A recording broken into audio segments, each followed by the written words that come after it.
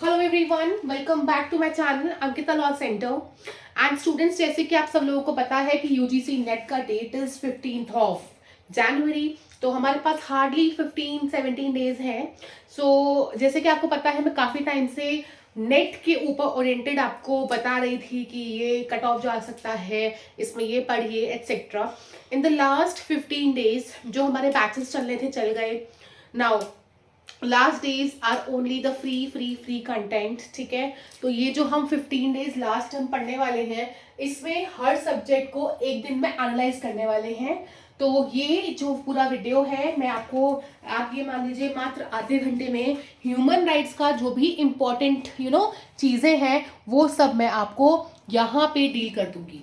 तो थोड़ा सा स्पीड जो है फास्ट रहेगा। इफ़ यू थिंक कि आपको लग रहा है कि स्पीड फास्ट है, तो आप स्लो डाउन करके आप देख सकते हैं। बात करते हैं ह्यूमन राइट्स के टॉपिक की। तो ह्यूमन राइट्स को हम ह्यूमन राइट्स क्यों बोलते हैं? क्योंकि वो बेसिक है ना, हमारे पर्सनालिटी के लिए, हमारे एग्जिस्टेंस के लिए वो बहुत बेसिक है। तो ये जस्ट नॉर्मल है। बट ये क्वेश्चन बहुत आता है मास्टर फॉलोइंग में कि जो वर्ल्ड कॉन्फ्रेंस है ह्यूमन राइट्स की, वो कब हुई थी? वो 1993 में हुई थी। एंड दैट टू वो कहाँ पे थी? वियना में थी। तो फर्स्ट क्वेश्चन जो हमने डील किया इज कि पहली वर्ल्ड कॉन्फ्रेंस ह्यूमन राइट्स की कब और कहाँ हुई है। तो कब मैंने आपको बता दिया, वियना में हुई है। सॉरी, कहाँ? वियना में। कब? 1993 में। ठीक है, फिर आगे चलते हैं कि हमारे पास ना यहाँ पे दो टाइप के राइट्स होते हैं जब ह्यूमन राइट्स की बात करते हैं। So we have two types of rights, which is your civil right, political right, economic, social and cultural right. तो हम अगर सिविल एंड पॉलिटिकल राइट की बात करते हैं तो इनको हम बोलते हैं अपना फर्स्ट जनरेशन राइट्स। ठीक है, एंड फर्स्ट जनरेशन तो है, फर्स्ट जनरेशन है, बट साथ में नेगेटिव भी है। तो सिविल एंड पॉलिटिकल का मतलब होता है right to vote, right to be elected. तो ये जो राइट्स है, ये क्वेश्चन यहाँ से आ रखा है। थर्ड जनरेशन के बारे में पूछा गया था यहाँ पे। ठीक है, तो फर्स्ट जनरेशन एंड सेकेंड के लिए भी पूछ सकते हैं। ये नेगेटिव होते हैं and it includes right to vote, right to be elected, ऐसे सिविल मतलब जो सिविलियंस के लिए है, and political rights. The next is जो economic, social and cultural right. ये जो है हमारे पॉजिटिव राइट्स हैं और ये हमारे सेकेंड जनरेशन राइट्स है, सेकेंड जनरेशन में आए। तो इकोनॉमिक राइट्स क्या है? पैसे से रिलेटेड, सोशल समाज से, सोसाइटी से, कल्चरल कल्चर से। तो ये आपके हो गए। एंड ये सारे जो राइट्स हैं हमने क्रिश्चियनिटी से लिए हैं। सो आई थिंक मैंने इस पीपीटी फर्स्ट जो है, मैंने आपको सिर्फ यही बताया कि जो world conference on human rights है वो पहली चीज 1993 में एंड वियना में हुई। दूसरा first generation and second generation rights. इसके बाद हम चलते हैं एक और चीज, अगर आपको ये नोट्स फ्री ऑफ कॉस्ट चाहिए हैं, ठीक है, तो आप ये नीचे गिवन है, ये मेरा अंकिता लॉ सेंटर, आप ये ज्वाइन कर सकते हैं and you will get the notes that too free of cost.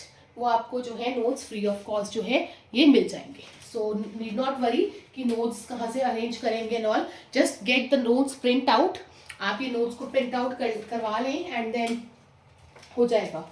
Then आगे चलते हैं, इवोल्यूशन ऑफ ह्यूमन राइट्स की बात करते हैं कि ये जो ह्यूमन राइट्स हैं वो आए कैसे, वो इवॉल्व कैसे हुए।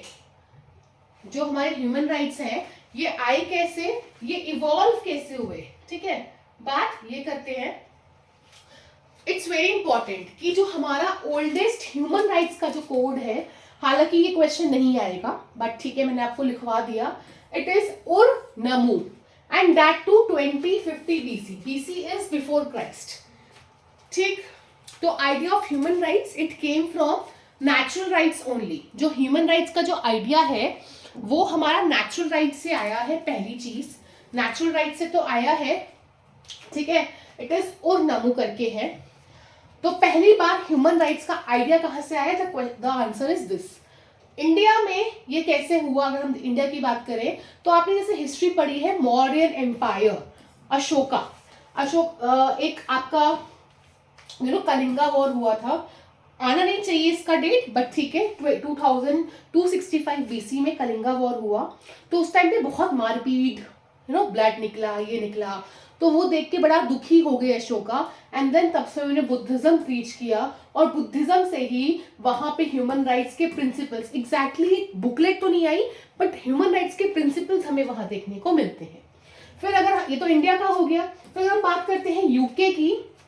यूके में it's Magna carta, this is most important, her second exam में आपको यहाँ से क्वेश्चन मिलेगा ही मिलेगा, ठीक। तो ये अब मैग्ना कार्टा को लिखा किसने था, यहाँ पे 3 लोगों के बीच में डिसएग्रीमेंट हुआ और उसका ही रिजल्ट था हमारा Magna Carta, which is Pope Innocent III, King John and his English barons. लिखा कब गया वैसे आप सबको पता होगा 1215 में, और ये नहीं पता होगा कि इसमें आर्टिकल्स कितने हैं, 63, और इसको हम इंग्लिश कॉन्स्टिट्यूशन का बाइबल बोलते हैं। तो ये आता है, ये तो नहीं आता, ये भी नहीं आता, बता भी दूं क्या क्या आता, बट आ सकता है ना, ये आता है।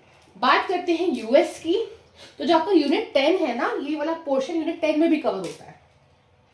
यूएस की बात करते हैं तो यूएस में जो कॉन्स्टिट्यूशन अडॉप्ट हुआ था वो 17 सितंबर 1787, 17 सितंबर 1787, और इसको हम बोलते हैं कन्वेंशन ऑफ फिलाडेल्फिया। ये आता है, डेट मैच करने के लिए आती है, मैच द फॉलोइंग में, तो ये याद कर लेंगे। यूएस में हुआ था, एंड ये ही एक ऐसा प्लान था, वर्जीनिया प्लान इसको बोला गया, और ये किसने बनाया, जैसे मैग्ना कार्टा इन 3 लोगों की वजह से हुआ, तो हमारा ये फिलाडेल्फिया किन की वजह से हुआ, इट इज मैडिसन, बड़ा सुना होगा आपने, जेम्स मैडिसन की वजह से हुआ। एंड हमारा जो आर्टिकल 21 है, जहां पे कहीं ना कहीं ड्यू प्रोसेस क्लॉज का रिलेशन है, तो वर्जीनिया प्लान जो कि जेम्स मैडिसन ने लिखा था, उस कन्वेंशन में ड्यू प्रोसेस क्लॉज भी था। देन आगे चल के ये जो हमारा कॉन्स्टिट्यूशन था यूएस का, उसमें कुछ अमेंडमेंट्स भी हुए, अमेंडमेंट्स मात्र 10 हैं, बिकॉज यूएस का कॉन्स्टिट्यूशन इज वेरी रिजिड, ठीक। एंड ये फोर्स में आते हैं 15 दिसंबर 1791 में, एंड रैटिफाइड हुए बाय 3/4 ऑफ स्टेट से, और जो ड्यू प्रोसेस क्लॉज है it is by 14th amendment. ये लास्ट नेट में ये क्वेश्चन आया भी था, जो ये वाला टीपीटी मैंने पढ़ाया है अभी, ये यहां से 100% एक क्वेश्चन तो आएगा ही आएगा, 2 से 3 भी आ सकते हैं, एक मैग्ना कार्टा मान लो, एक ये मान लो अमेंडमेंट, तो किसी भी यूनिट का हो सकता है, यूनिट 10 में भी ये कवर होता है, एंड यूनिट ह्यूमन राइट्स में भी, समवेयर इंटरनेशनल लॉ में भी। देन ह्यूमन राइट्स की टाइमलाइन की अगर हम बात करते हैं, इट इज अ क्रिस्प, ये हो चुका है। So the world conference human right का वेना 1993, यूके में it is Magna Carta 1215, US में सितंबर 17 1787, then US bill of rights there are 10 amendments 1791, इसका डेट जरूर लर्न कर लेना। Then due process clause 14th amendment. Now ये सब के बाद जब ये आपका हुआ and all, then UN charter came. अब बारी आती है यूएन चार्टर की, तो हम बात करेंगे हमारा यूएन चार्टर की बात करेंगे, या हम बात करेंगे यूडीएचआर की बात करेंगे, तो बड़ा ध्यान से देखिएगा, ठीक है, ध्यान से will be seeing, okay. So this is my ID, Telegram ID. बात करते हैं लीग ऑफ नेशंस की। आप कहो कि मैम अभी तो आपने यूएन चार्टर का, देखो यूएन चार्टर जो है वो लीग ऑफ नेशंस के बाद ही आता है, तो प्रीवियसली मतलब पहले you need to know about UN League of Nations, ठीक है, आपको लीग ऑफ नेशंस के बारे में भी जानना जरूरी है। हम बात करते हैं लीग ऑफ नेशंस की, तो देखिएगा होता क्या है, लीग ऑफ नेशंस फाउंड कब हुआ, फाउंड कब हुआ, इट वॉज फाउंडेड जब आपका, इट वॉज फाउंडेड नहीं, इट वॉज फाउंड, करेक्ट करेगा इंग्लिश को, तो जब वर्ल्ड वॉर 1 जब हो रहा था ना, तो उसके बाद बड़ा, जैसे कि अशोका का हमने देखा, बड़ा खून खराबा, ये सब चीजें थी वर्ल्ड वॉर 1 के एंड में। तो होता क्या है, एक कॉन्फ्रेंस हुई विच is your Paris conference, Paris peace conference in 1990, Paris peace conference हुई 1919 में, एंड बिकॉज ऑफ दिस जब ये हुई तब सोचा गया कि एक इंस्टीट्यूशन टाइप लाते हैं जो कि वर्क ये करेगा कि ऐसे वॉर्स ना हुए जब वर्ल्ड वॉर वन एंड हुआ। That was league of Nations. तो लीग ऑफ नेशंस 1919 से जन्मा बट फाउंड हुआ 1920 जैन 10 में। ठीक है, तो जब ये हुआ तो ये रैटिफाई हुआ बाय 42 नेशंस। ठीक है, again it is fourth date बता दिया मैंने आपको, 10th ऑफ जैन था ये डेट आती है। The next thing which you need to know is, ये तो आप स्किप कर सकते हैं, इसको हम चाइल्ड ऑफ वॉर भी बोलते हैं। This league of nations is called as child of war. By because जब वर्ल्ड वॉर वन हुआ तो उसका जब सब कुछ नहीं हो पा रहा था, सब खून खराबा हुआ एंड ऑल, तो उसको ठीक करने के लिए इसको लाया गया। तो वॉर का बच्चा हुआ ये। ठीक है, वॉर की वजह से आया, वॉर को शांत करने के लिए आया। ठीक, तो जब ये आया बट इसके बड़े सारे विंग्स थे एंड ऑल। तो ये जब कभी आप मेंस लिख रहे हो किसी स्टेट का, लाइक उत्तराखंड का, वहां पे काम आता है। तो जब आप नोट्स देखेंगे तो आप देख लेना। तो लीग ऑफ नेशंस के मेन ऑर्गन्स जो थे वो एक असेंबली, काउंसिल, परमानेंट सेक्रेटेरिएट थे। मेन 3 ऑर्गन्स ही थे। साथ में 2 विंग्स थे which is permanent court of international justice, आज के टाइम में it is ICJ, and then international labour organisation.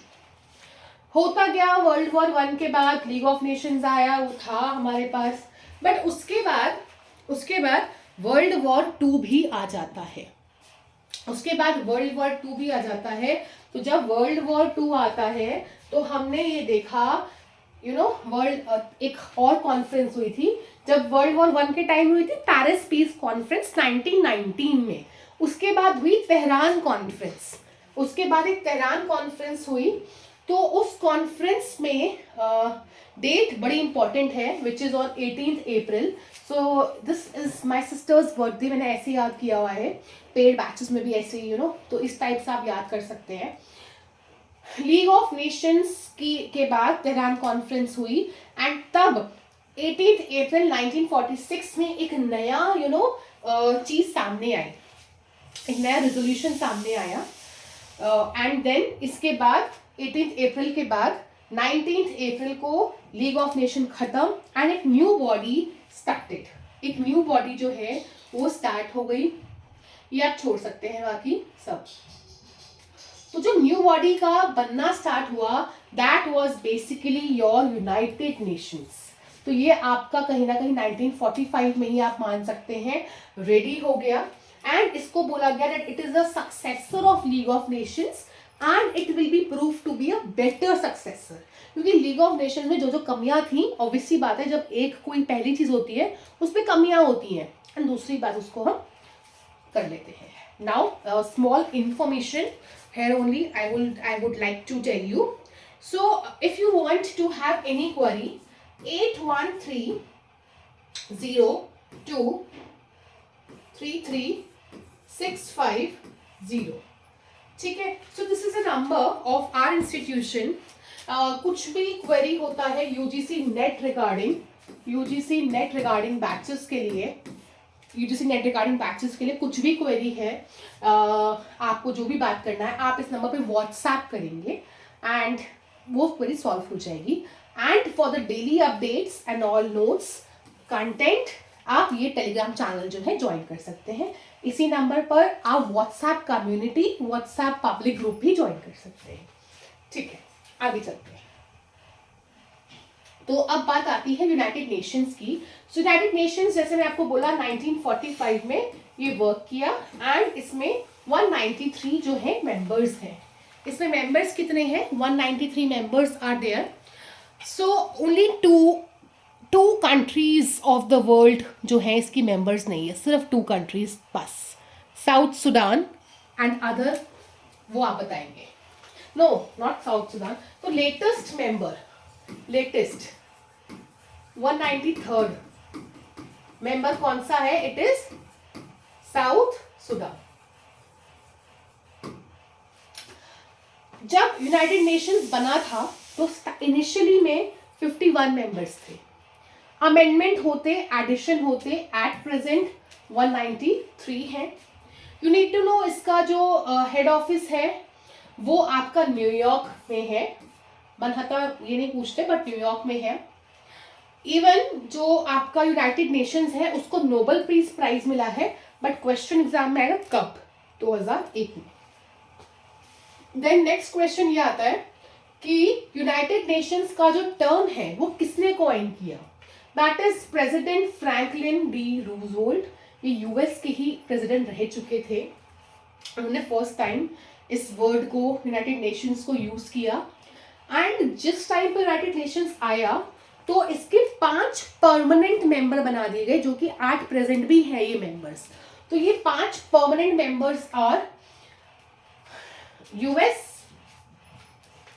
UK, France, China, Russia.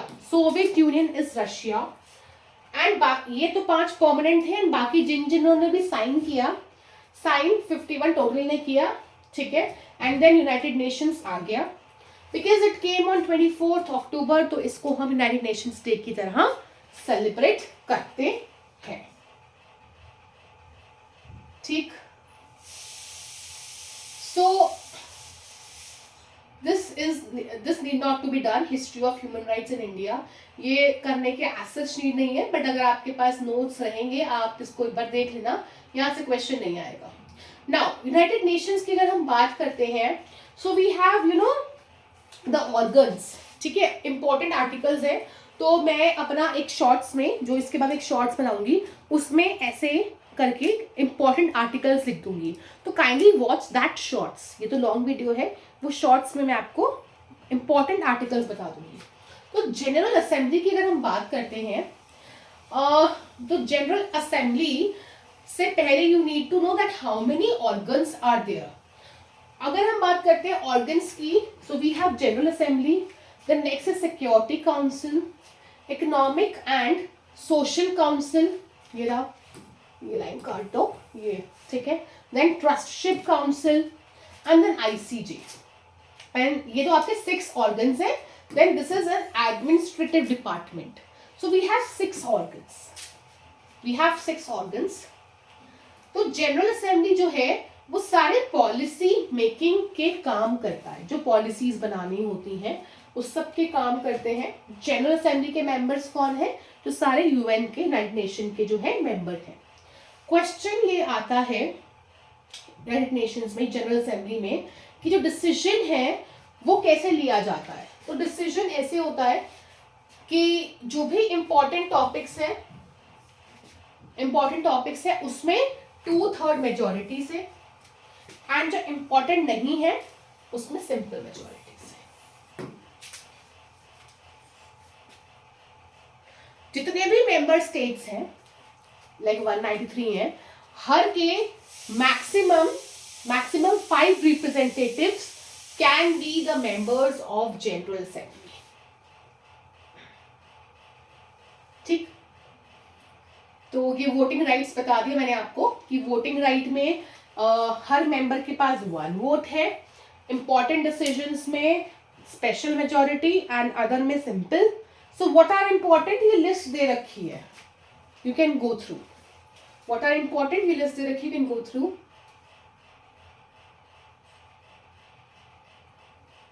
सो एक ट्रिकी क्वेश्चन कि हमारे फर्स्ट सेक्रेटरी जनरल कौन थे?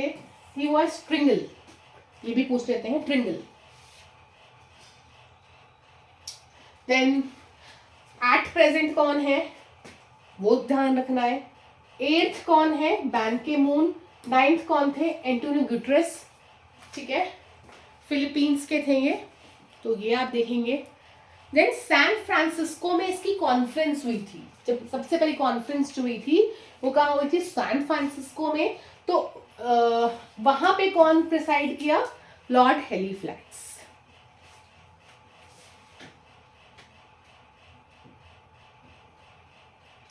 Now next is your security council. अगर हम बात करते हैं सिक्योरिटी काउंसिल की, तो यहाँ पे टोटल 15 मेंबर्स होते हैं। 5 आपके परमानेंट हो गए एंड रेस्ट जो 10 होते हैं वो नॉन परमानेंट, हर 2 साल में चेंज होते रहते हैं। ये जो 5 परमानेंट है इनके पास वीटो पावर होती है, एंड नॉन परमानेंट का tenure is 2 years as I told you. उससे ज्यादा इसमें कुछ पढ़ने की जरूरत नहीं है। फंक्शन, पावर, ये सब जो है आंसर राइटिंग में काम आता है। तो अभी यूजीसी नेट के लिए there is no answer writing, ठीक है।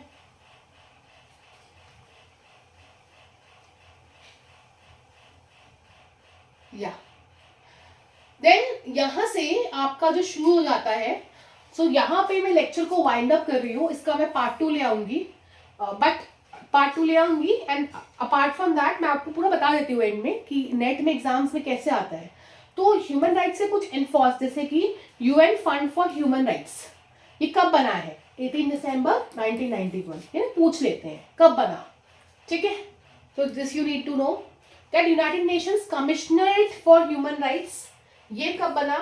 20 दिसंबर 1993। डेट मत लर्न करो बट ईयर लर्न कर लो। Then Vienna conference is also 1993, ये मैं बता चुकी हूँ। After that you know this is very very important, यहाँ से इधर से minimum 3, I am saying minimum 3 questions you can expect.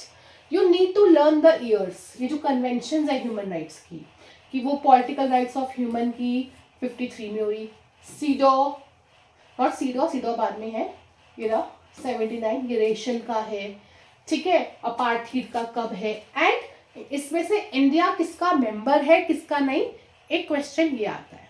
तो ये कंटेंट आप वहां से देख सकते हैं। आप ग्रुप ज्वाइन कर लेंगे, आपको पूरा कंटेंट मिल जाएगा। मेरा link. Then this all America में हर जगह अफ्रीकन चार्टर, सिर्फ आपको इनके ईयर्स जानने हैं, ठीक है, कुछ और नहीं पढ़ना। देखो आता है, आपको खुद को पता है ये आता है, ठीक है। एंड देन इवन यहाँ से भी आप 2 से 3 क्वेश्चन देखेंगे। जो रीनेट से पहले एग्जाम हुआ था, यहाँ से अरेंज करने के लिए आया था डिसेंडिंग असेंडिंग ऑर्डर में, कि जो इंडिया के जो एक्ट्स होते हैं किस किस ईयर के अनुसार हैं। तो SC/ST एक्ट 1989 का है। मैक्सिमम आपको पता होगा, जो नहीं पता वो यहाँ से पढ़ ले। चिल्ड्रंस एक्ट कब का है, सती एक्ट कब का है, डाउरी एक्ट कब का है, इक्वल रेम्यूनरेशन एक्ट कब का है, तो ये सब आप देख लेंगे। तो 18 कितने सारे एक्ट्स मैंने लिख दिए हैं यहाँ पे, 20। With this I and entire human rights. इसके बाद आपको जो पढ़ना है, थोड़ा सा बता दूं, UDHR के कुछ इंपॉर्टेंट आर्टिकल्स वो, प्लस इसके साथ ही इकोसॉक के बारे में कुछ चीजें रह गई हैं बताना, वो आपको पढ़ना है। UDHR के इंपॉर्टेंट आर्टिकल्स आपको शॉर्ट्स में मिल जाएंगे। UN चार्टर के इंपॉर्टेंट आर्टिकल्स आपको शॉर्ट्स में मिल जाएंगे। देन UDHR के साथ 2 और कन्वेंशंस हैं इनके, तो उसके भी आपको शॉर्ट्स में मिल जाएंगे। अपार्ट फ्रॉम दैट आप सिर्फ और PYQs कर लें, ठीक है। एंड ये करने के बाद आपको अपना क्या किया, आपने पूरा ये कंटेंट अच्छे से पढ़ लिया, ईयर्स सब याद कर लिए। देन UDHR के इंपॉर्टेंट आर्टिकल्स, यूनाइटेड नेशंस के इंपॉर्टेंट आर्टिकल्स वो पढ़ लिया। वो पढ़ने के बाद PYQs कर लिए, and then you need to test yourself, तो आप अपने मॉक्स कर लो। सो मॉक के लिए आप हमारे चैनल को, अंकिता लॉ सेंटर को भी सब्सक्राइब कर सकते हैं। जो आपको नंबर मैंने बताया था उस पर आप मैसेज करके मॉक ले सकते हैं। मॉक्स एंड मटेरियल दोनों अगर आप लेते हैं तो इट इज 599। दोनों मॉक एंड मटेरियल दोनों लेते हैं। सिर्फ मटेरियल लेते हैं तो इट इज 299, ठीक है। एंड सिर्फ मॉक्स लेते हैं तो इट इज 399। तो ऐसे है, आपको बेनिफिशियल यही रहेगा, बट वो वेरी रीजनेबल, बस ऐसा ही है। अदरवाइज यूट्यूब से पढ़ ले, जैसे आपको कन्वीनियंट लगता है। That's it, thank you everyone. आज ह्यूमन राइट्स हो गया। कल हम देखते हैं कि कल मैं मोस्ट प्रोबेबली इन्वायरमेंट लॉ के साथ आऊंगी, ठीक है। Thank you everyone.